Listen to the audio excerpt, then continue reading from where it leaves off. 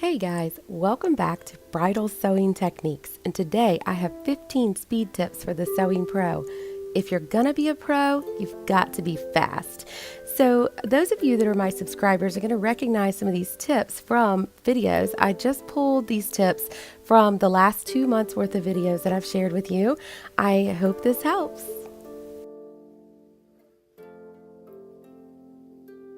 Okay, so like with everything, sewing has a root concept when it comes to increasing your speed. And if you can understand that root concept and let it guide your techniques, you can really just learn to sew a lot faster without putting quite as much energy into it as you would think you'd have to.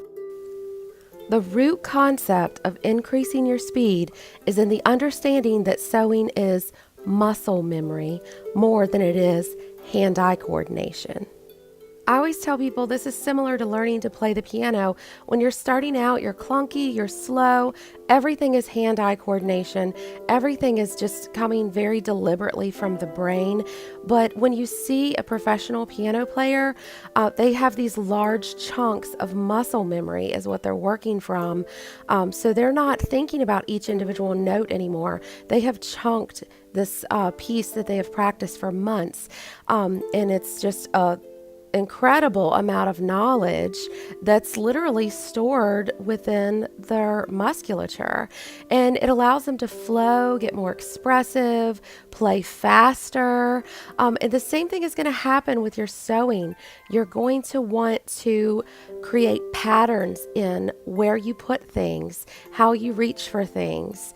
Just so think ahead about things like that so you're not sabotaging yourself, and you're going to find that your speed increases rapidly. I'm sure we've all heard of the 10,000 hours to the mastery of anything. Basically, what it means is just get in that sewing room and sew. Make sure that everything you're doing makes sense, and that you're putting things in a place that is efficient for you, and just get those hours in, and that's going to be what's going to make you a better seamster. Without further ado, here come our 15 speed tips. Number 1, I put magnets all over the place in my shop.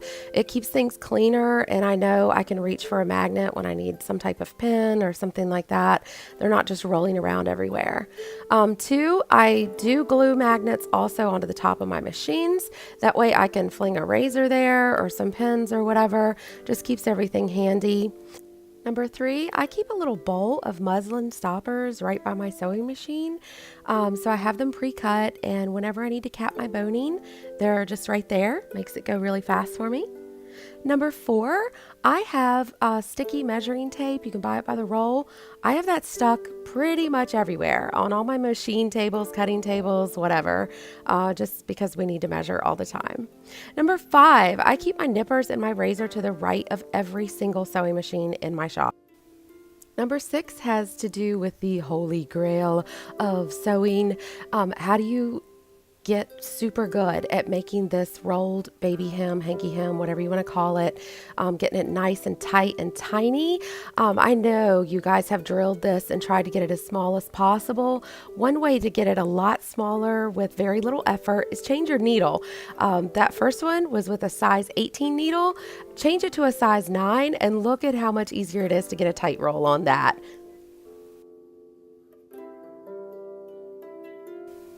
Number 7, you guys that subscribe to me know that I'm super big on the rigging system. I do have an entire video about that. Check it out. It will save you so much time. Number 8, you're going to think I'm crazy, but try to wear footwear that has a similar heel height every day. If you're dealing with thicker or thinner treads, higher or lower heels, every time you sit down to your machine, you're going to have to kind of recalibrate in your mind how the pedal works, and that's going to cost you precious time. So I do recommend always having similar heel heights, or just keeping a separate pair of shoes in the back of your sewing shop that you always use that particular pair of shoes when you're sewing.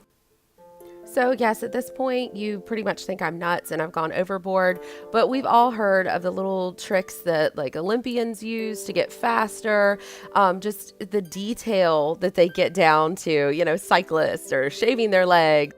swimmers or putting lube on their body. All these things seem crazy, but at the end of the day, they add up and they make a difference.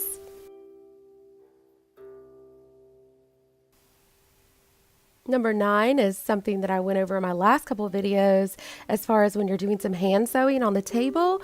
I've got this S hook, okay, and it is tethered. I'll show you in a minute how we have it tethered. So you take the hang loops of the dress and hook it to the S hook.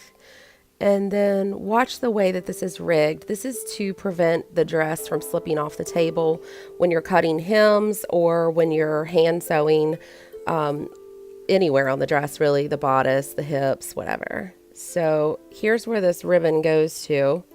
It goes off the edge of the table and it loops down and it's tethered to the support bar under the table. So it's plenty strong and the dress is not going to be running away from you all day.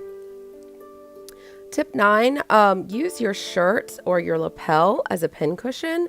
Always put the pins in the same exact place and it will be very fast for you. Of course, you know I have pin cushions scattered across my shop and I have the magnets and whatnot, but I also know without thinking I can take my right hand to my shirt and grab a pin always.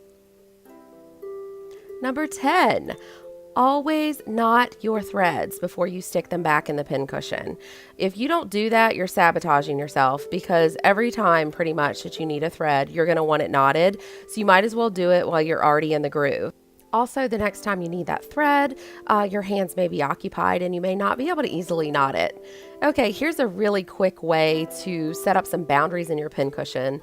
I can't stand a scrambled up pin cushion, so that's what I do is just take a Sharpie and draw the lines and then you've got everything separated on there so you're not picking through. I do keep black felt handy at all times for my beadwork. It just increases your visibility and it also keeps the things from rolling away. I put the black felt in a paper plate. For those of you who have lost count, we are up to 14. So in this paper plate in particular, this is all the beadwork that goes to this bride's project. So I'm just going to bag it up with her name on it, and then we have a stack of those. We can just go through and we've got the whole kit put together for the next time that we need to work on her beadwork. And last but not least, drill, drill, drill.